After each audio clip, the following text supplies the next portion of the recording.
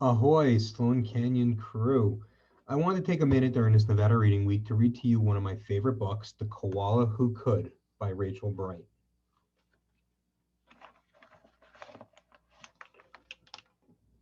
In a wonderful place where the day was just dawning and the breezes blew soft on a warm golden morning, in a place where the creatures ran wild and played free, a koala called Kevin clung to a tree.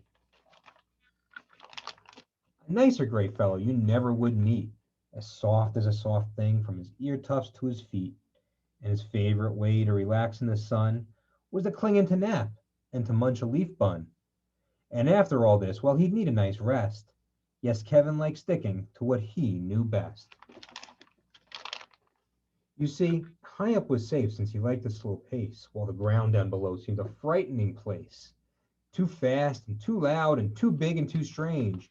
Nope, Kevin preferred not to move or to change.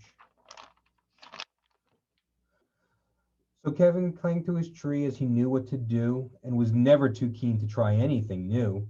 So when Wombat came over and shouted one day, "Hey, Kevin, why don't you come down here and play?" I think," he replied, "I should stay on my plant.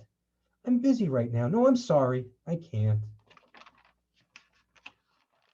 "Why not?" cried the Ruse with a super loud cheer. "Guess why?" called the Dingoes. "There's nothing to fear."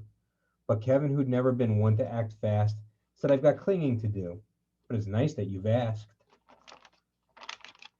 As Kevin sat watching them chatter and share, a part of him wished he could join them down there. But he knew he'd miss home. It was dark and so late.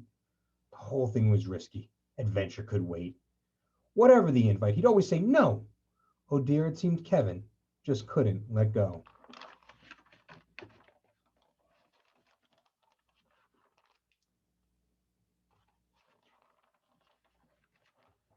So his life was the same no matter the day. The weeks came and went and the months rolled away. And Kevin stayed still while the world moved around until he awoke to a worrying sound. Tap, tap, the sound went. Well, that was a blow. Tap, tappity, tap, tap, tap, tap, tap. Oh no! Uncling, the crowd called as they gathered below. "Leap will catch you. Just let yourself go." But Kevin was scared. "Let go. No, I shan't. I won't," shouted Kevin. "Oh dear, I just can't." Woof. Down came the tree, and with it a bringing, a crash and a wallop, and Kevin still clinging. Kevin, he carefully opened one eye and stared up at the love staring down from the sky. Then one paw by one paw he loosened his hold.